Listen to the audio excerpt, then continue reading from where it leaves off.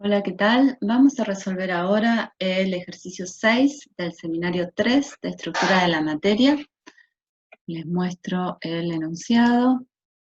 Estamos en estructura de la materia, seminario 3, el ejercicio 6 dice: utilice las estructuras de Lewis para discutir el concepto de número de oxidación. Calcúlelo para todos los elementos en los siguientes ejemplos.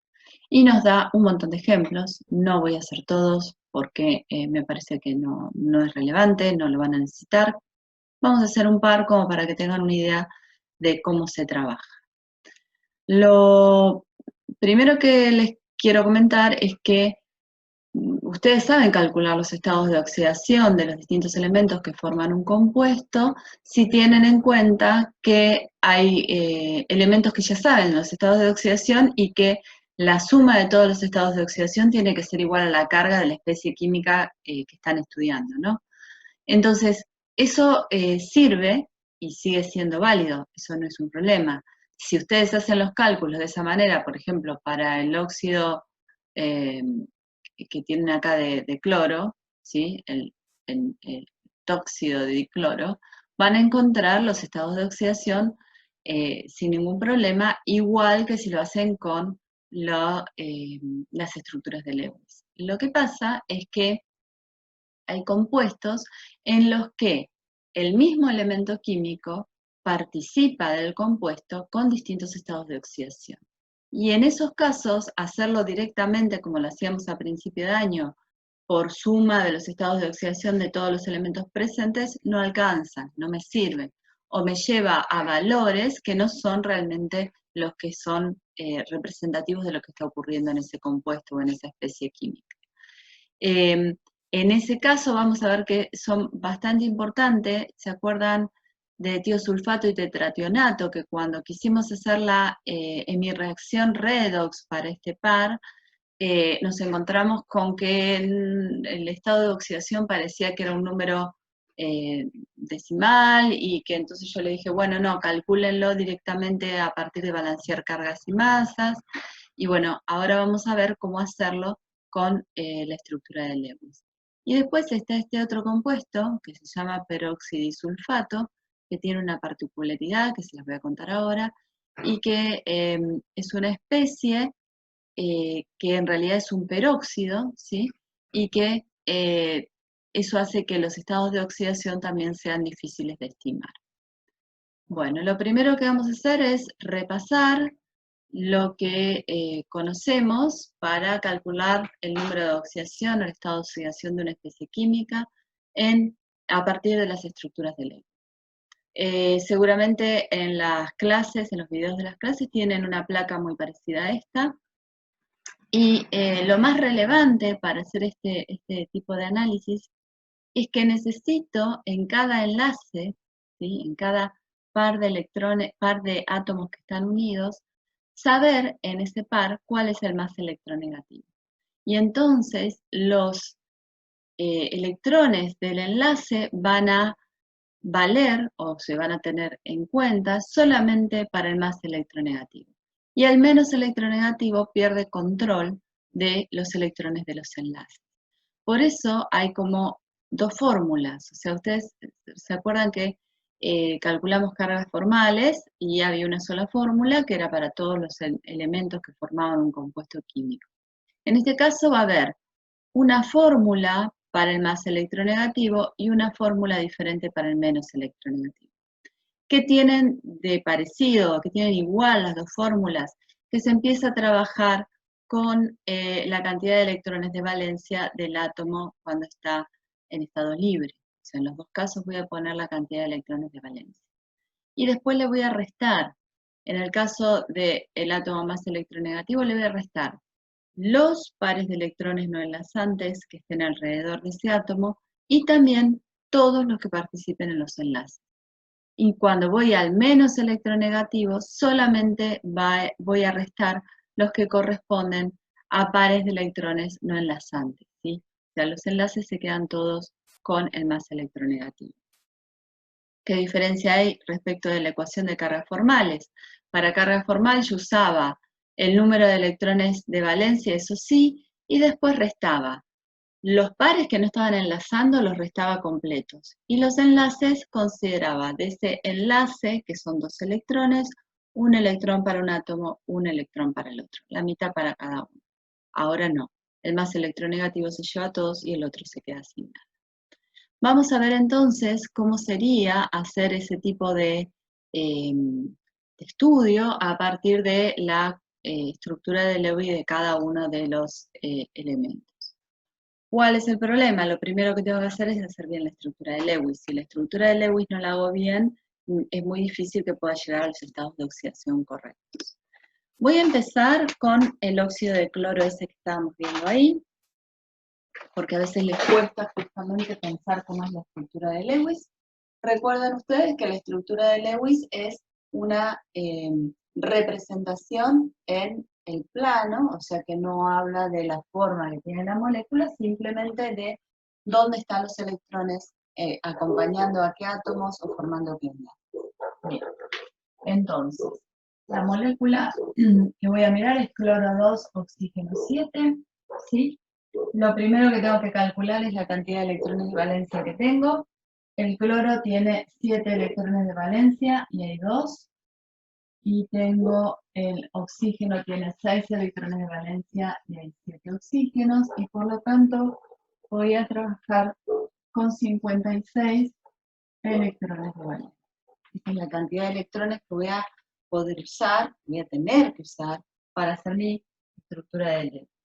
Yo este óxido tiene una estructura que incluye un oxígeno como fuente y 3 oxígenos más de cada lado.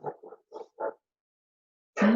Yo puse primero los enlaces, porque los enlaces, cada enlace usa un par de electrones y tengo que tener en cuenta que los tengo que contar en esos 56 totales que tengo. ¿Sí?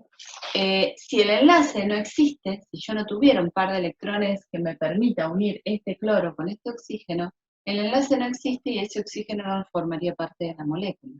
O sea que puedo jugar con los electrones que pongo como puntitos alrededor de cada átomo, que son electrones que no participan en los enlaces, pero de ninguna manera puedo modificar los enlaces en sí. Entonces, estos ya son 2, 4, 6, 8, 10, 12, 14, 16 electrones que ya no los puedo usar para otra cosa, están en esa configuración.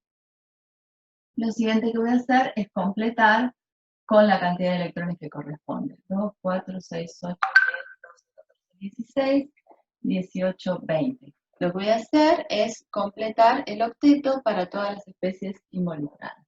Llevo 20. 22, 24, 26, 28, 30, 32, 34, 36, 38, 28, 40, 42, 44, 46, 48, 50, 52, 54, 56. Justo 56 es la cantidad de electrones que tengo disponibles en este compuesto. Si hubiera tenido, no me hubieran alcanzado los electrones para completar los octetos de todos los átomos involucrados, entonces tendría que haber pensado en algún doble enlace. Pero hasta acá estamos. Y lo siguiente que voy a hacer es pensar que hay átomos en estas estructuras que son equivalentes y átomos que no lo son. Entonces, este oxígeno, este oxígeno, este oxígeno, este oxígeno, este oxígeno, este oxígeno son todos iguales. Están unidos con un simple enlace a un átomo de cloro y tienen 6 electrones que no participan en los enlaces. Entonces, a esos oxígenos les voy a llamar A. ¿Sí? Y los voy a diferenciar de este otro oxígeno que es B. Es distinto porque tiene 2 enlaces, un enlace con cada cloro y 2 pares de electrones que no participan en los enlaces. Si miro el cloro, son los dos iguales. Los dos están unidos a 4 átomos de oxígeno con enlaces simples, en ese caso no tenemos problema.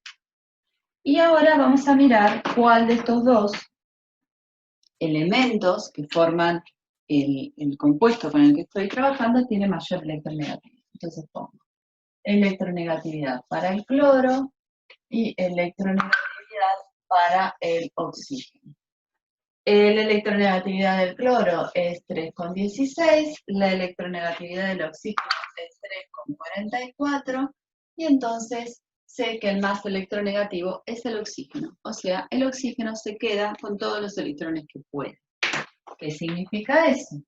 El oxígeno tiene mayor electronegatividad y entonces en todos los enlaces, los electrones que corresponden a esos enlaces van a ser del oxígeno y no del cloro.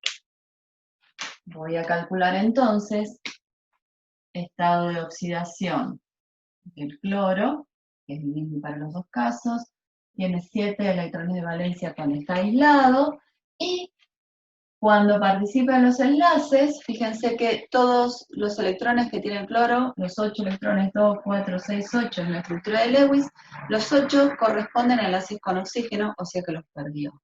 Entonces, no tengo nada que restar, y el estado de oxidación va a ser más 7 y ya está.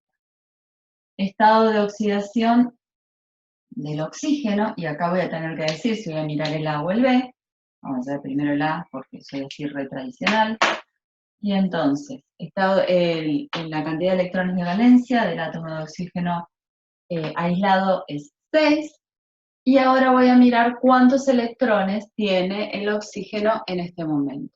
Tiene 2, 4, 6 como pares que no participan de enlace, y 2 más por los pares que sí participan en el enlace, o sea que es menos 8, y entonces el estado de oxidación para los oxígenos, que son todos estos, ¿sí? Oxígenos que llamamos A, va a ser menos 2.